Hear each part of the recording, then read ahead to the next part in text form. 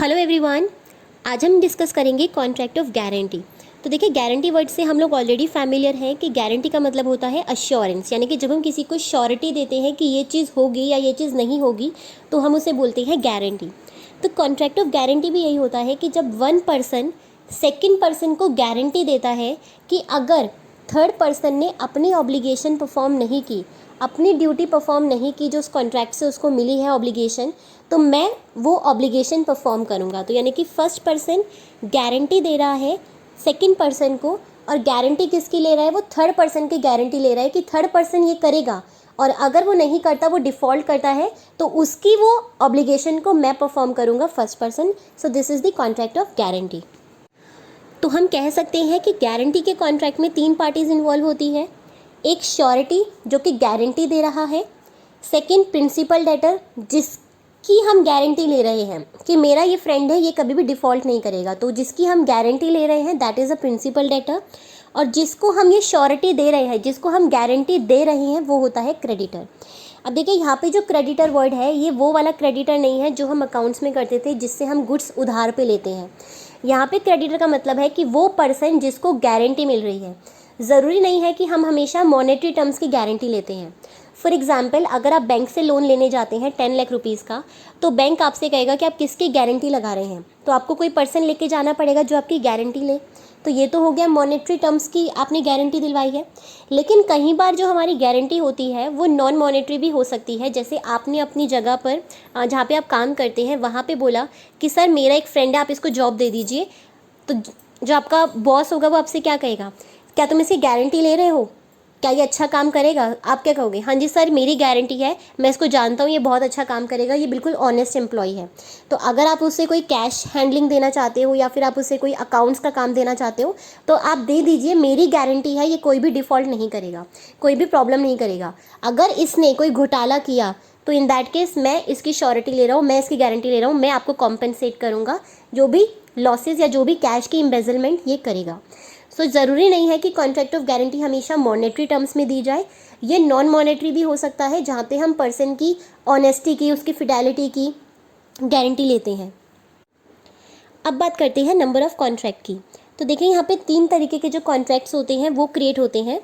तो for example, आप किसी बैंक से लोन लेने जाते हैं और उन्होंने आपने उनसे लोन लिया है 10 लाख रुपीज़ का।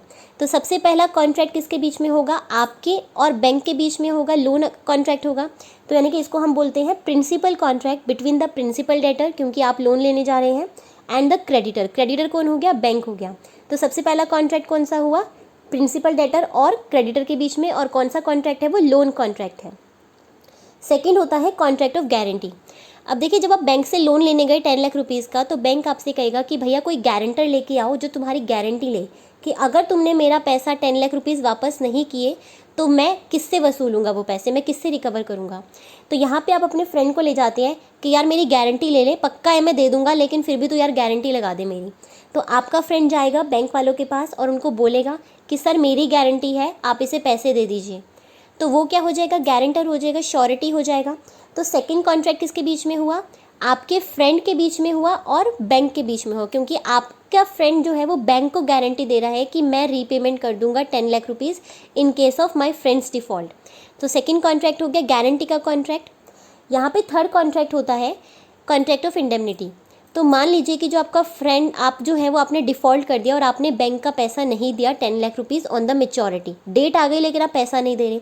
अब बैंक किसको पकड़ेगा? आपके फ्रेंड को पकड़ेगा, क्योंकि वो श्योरिटी है, उसने गारंटी ली है। तो जब आपके फ्रेंड ने 10 लाख रुपीज़ बैंक को पे कर दिए, तो यहाँ पे जो आपका फ्रेंड है उसके पास राइट आ जाता है कि वो 10 लाख रुपीज़ आपसे जो है वो रिकवर कर सके। तो इसी को हम बोलते हैं इम्प्लाइड कॉन्ट्रैक्ट ऑफ इंडेमनिटी। यानी कि यहाँ पे ज़रूरी नहीं है कि आप अपने फ्रेंड को ये बात बोलोगे कि भाई मैं तुझे 10 लाख रुपीज़ दूंगा, तो ये इम्प्लाइड कॉन्ट्रैक्ट है। तो याद होगा जब हमने कॉन्ट्रैक्ट ऑफ इंडेमनिटी किया था तो मैंने वहाँ पर भी बोला था कि जो एक एजेंसी का कॉन्ट्रैक्ट होता है वो भी इम्प्लाइड होता है, और जो एक गारंटी का कॉन्ट्रैक्ट होता है वहाँ पर भी इम्प्लाइड कॉन्ट्रैक्ट होता है। तो वो यही वाला कॉन्ट्रैक्ट था जहाँ पे आपके फ्रेंड के पास राइट आ गया कि वो आपसे 10 लाख रुपीज़ रिकवर कर सकता है, चाहे आपने उसे ये बात बोली हो या नहीं बोली हो। So this is an implied contract of indemnity. तो यहाँ पे तीन कॉन्ट्रैक्ट्स क्रिएट हो गए तीन डिफरेंट पार्टीज़ के साथ। नेक्स्ट टॉपिक है कंसिडरेशन फॉर गारंटी, सेक्शन 127। तो देखिए कंसिडरेशन वर्ड हम पहले भी पढ़ चुके हैं, यानी कि समथिंग इन रिटर्न, यानी कि प्रॉमिस के बदले प्रॉमिस। जब मैं प्रॉमिस करती हूँ तो मुझे उसके बदले क्या मिलता है, दैट इज़ अ कंसिडरेशन। लेकिन जो पूरी ट्रांजेक्शन यहाँ पे हो रही है गारंटी की, तो यहाँ पे श्योरिटी को क्या मिल रहा है। अगर बैंक ने आपको 10 लाख रुपीज़ दिए तो 10 लाख रुपीज़ आपकी पॉकेट में आएंगे। तो गारंटी देकर आपके फ्रेंड को क्या मिल रहा है, उसको तो बल्कि डिफ़ॉल्ट का रिस्क ही रहेगा, हमेशा उसको रिस्क लगा रहेगा कि यार मेरे दोस्त ने पैसा नहीं दिया तो मुझे 10 लाख रुपीज़ बैंक को देना पड़ेगा। तो वो तो है, रिस्की पोजीशन में है। तो यहाँ पे इस पूरी ट्रांजेक्शन में आपके फ्रेंड को श्योरिटी को क्या बेनिफिट मिल रहा है, क्या कंसिडरेशन मिल रहा है। तो देखिए सेक्शन 127 ये कहता है कि अगर प्रिंसिपल डेटर के लिए कुछ किया जाता है या कोई प्रॉमिस किया जाता है तो वो सफिशिएंट कंसिडरेशन होता है श्योरिटी के लिए। यानी कि आपके फ्रेंड ने जो गारंटी दी है उस गारंटी के बदले आपको क्या मिला, 10 लाख रुपीज़ मिले। तो ये जो 10 लाख रुपीज़ आपको मिल रहे हैं ये आपके फ्रेंड के लिए एक कंसिडरेशन का काम करता है। तो मान लीजिए कि यहाँ पे फ्रेंड नहीं है, यहाँ पे 2 भाई हैं। तो बड़े भाई ने छोटे भाई की गारंटी ले ली कि सर आप बैंक जो है आप मेरे भाई को पैसा दे दो, अगर मेरा भाई नहीं रीपे कर पाएगा तो मेरे से रिकवर कर लेना, मैं रीपेमेंट कर दूंगा। तो यहाँ पे बड़े भाई को क्या मिल रहा है, बड़े भाई की जेब में तो कुछ भी नहीं आ रहा, लेकिन बड़े भाई को मिल रहा है कि उसके छोटे भाई को बेनिफिट मिल रहा है। उसके छोटे भाई को एक प्रॉमिस मिल रहा है कि वो 10 लाख रुपीज़ बैंक से ले सकता है। यानी कि यहाँ पे जो बेनिफिट मिल रहा है वो प्रिंसिपल डेटर को मिल रहा है, श्योरिटी को नहीं मिल रहा। लेकिन फिर भी श्योरिटी हैप्पी है कि मेरे दोस्त के लिए, मेरे भाई के लिए कुछ काम हो रहा है। यानी कि एनीथिंग डन और any promise made for the benefit of the principal debtor is a sufficient consideration for the surety. तो जब प्रिंसिपल डेटर के लिए कोई भी बेनिफिट मिल रहा है या कोई भी प्रॉमिस मिल रहा है, तो प्रॉमिस कैसे हो सकता है कि भैया आप इसे सारा सामान उधार पे दे दो और मैं इसकी रीपेमेंट कर दूंगा। तो आप किसी शॉप पे जाते हैं और वहाँ से सारा सामान उधार पे परचेज़ कराते हैं और सामने वाली पार्टी आपके लिए गारंटी देती है, तो वो क्या हो गया, एक प्रॉमिस हो गया कि मैं रीपेमेंट कर दूंगा। तो ये कंसिडरेशन का काम करता है। अब यहाँ पे आपने एक चीज़ ध्यान रखनी है कि जब हम कॉन्ट्रैक्ट ऑफ गारंटी में एंटर होते हैं उसी टाइम पे कंसिडरेशन जो है वो प्रिंसिपल डेटर के पास जाना चाहिए। यानी कि past consideration is no consideration. तो मैं आपको एग्जांपल से समझाती हूँ। तो मान लीजिए कि बैंक जो है वो बिना किसी गारंटी के आपको 10 लाख रुपीज़ का लोन दे देता है। तो आपको लोन मिल चुका है, so that is a principal contract जो बैंक और आपके बीच में क्रिएट हो चुका है। 2 महीने बाद आप अपने फ्रेंड को ले जाते हो बैंक के पास कि सर मेरी गारंटी जो है वो मेरा फ्रेंड देने आया है। अब आपके फ्रेंड ने गारंटी ले ली, लेकिन क्या यहाँ पे कोई कंसिडरेशन है, क्या श्योरिटी के लिए कोई कंसिडरेशन है? यहाँ तो कोई कंसिडरेशन नहीं है, क्योंकि आपको तो लोन ऑलरेडी मिल चुका है ना, तो आपके फ्रेंड के लिए तो कोई कंसिडरेशन नहीं है। यानी कि कंसिडरेशन जो है, जो प्रिंसिपल डेटर को कोई चीज़ मिल रही है वो पास्ट में नहीं होनी चाहिए, वो प्रेजेंट में होनी चाहिए या फ्यूचर होनी चाहिए। यानी कि बैंक जब मैं गारंटी ले रही हूँ तभी वो आपको लोन दे, या फिर आपको प्रॉमिस करे कि सर आपके लोन के पेपर्स हम आगे भेज देते हैं और आपको कॉन्ट्रैक्ट, आपको जो लोन है वो मिल जाएगा। यानी कि प्रेजेंट कंसिडरेशन भी गुड है और फ्यूचर कंसिडरेशन भी गुड है, लेकिन past consideration is not a good consideration. तो जो चीज़ का कॉन्ट्रैक्ट ऑलरेडी क्रिएट हो चुका है, जो बेनिफिट प्रिंसिपल डेटर ऑलरेडी उठा चुका है, वो कोई कंसिडरेशन का काम नहीं करेगा श्योरिटी के लिए, और ऐसा कॉन्ट्रैक्ट जो है वो वॉइड हो जाएगा। तो यहाँ पे मैंने एग्जाम्पल लिखा है, आप लोग इसको रीड कर लेना। अब बात करते हैं essentials of a valid guarantee. तो देखिए सबसे पहला है existence of a principal debt, यानी कि प्रिंसिपल डेट होना ज़रूरी है तभी उसकी गारंटी ली जाएगी। तो यानी कि सबसे पहला है कि प्रिंसिपल कॉन्ट्रैक्ट होना चाहिए between the creditor and the principal debtor, तभी हम उस चीज़ की गारंटी लेंगे। तो प्रिंसिपल कॉन्ट्रैक्ट का होना ज़रूरी है। सेकेंड है benefit to the principal debtor is sufficient consideration but past consideration is not good consideration for a contract of guarantee. तो यही वही बात है जो मैंने अभी आपको बोली थी कि past consideration is not a good consideration. तो कोई चीज़ प्रेजेंट में मिल रही है प्रिंसिपल डेटर को या फिर फ्यूचर का प्रॉमिस कर रहे हो तो वो वैलिड कॉन्ट्रैक्ट है, लेकिन कोई चीज़ ऑलरेडी मिल चुकी है और बाद में आप उसकी गारंटी लेते हो तो वो कॉन्ट्रैक्ट ऑफ गारंटी वॉइड हो जाएगा और वहाँ पे वो गारंटी कोई मायने नहीं रखती।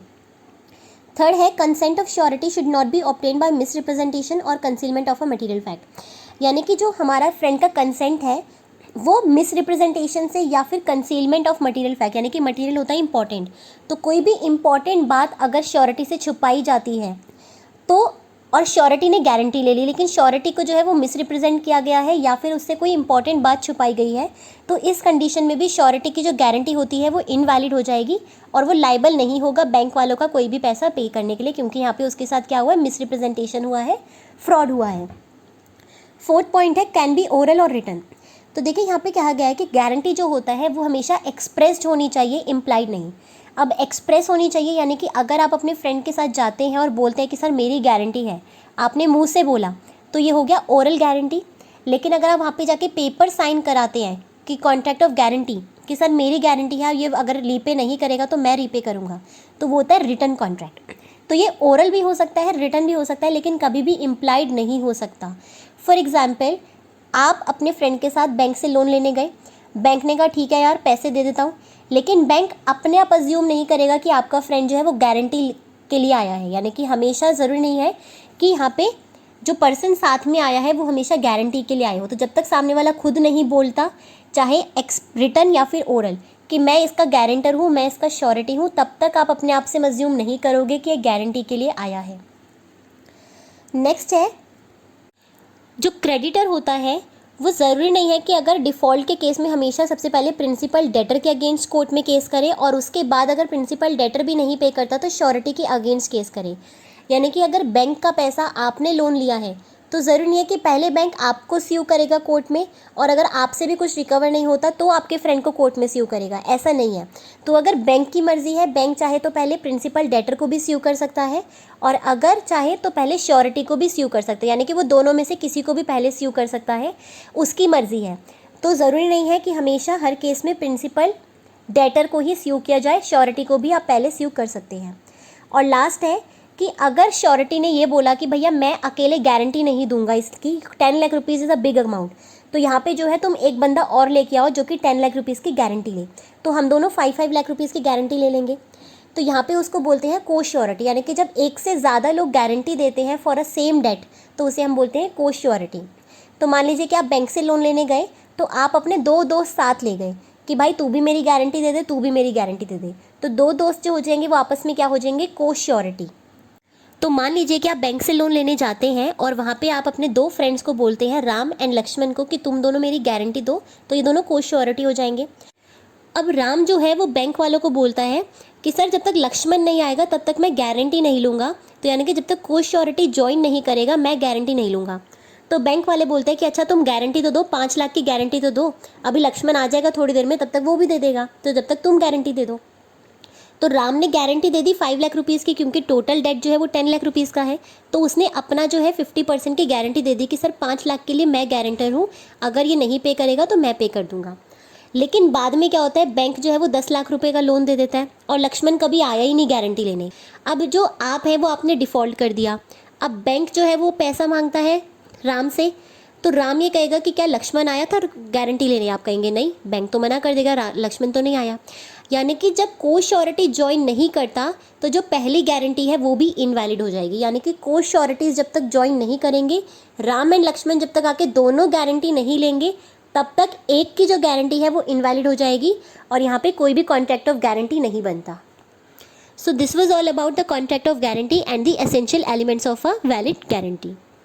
अगर आपको आज का वीडियो पसंद आया हो तो प्लीज़ मेरे चैनल को सब्सक्राइब करें और वीडियोज़ को लाइक एंड शेयर करना ना भूलें। Thank you.